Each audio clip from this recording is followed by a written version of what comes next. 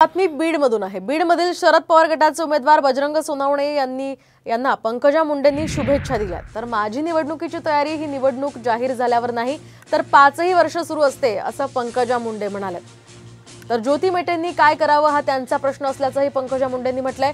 बीडमध्ये शरद पवार गटाकडून बजरंग सोनवणे यांना उमेदवारी मिळाल्यानं ज्योती मेटे या अपक्ष निवडणूक लढवतील अशी चर्चा सध्या सुरू झाली आहे।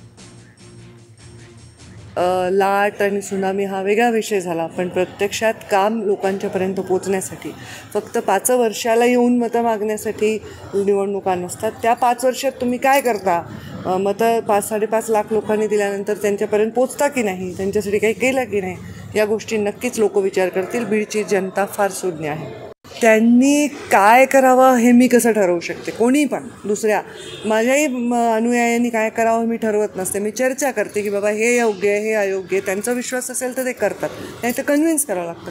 तसं त्यांचे अनुयायी ते ठरवतील त्यांनी काय करायचं आहे। मी जे काय ऐकलं स्टेटमेंट जाहीर त्यांनी केलं आहे की मी लढणारच आहे, राष्ट्रवादींनी नाही दिलं तरी लढणार आहे असं मी ऐकलं तर TV वर बातम्या। पण आता ते तशाच म्हणल्यात का तशी न्यूज आहे हे मला प्रत्यक्षात सांगता येणार नाही।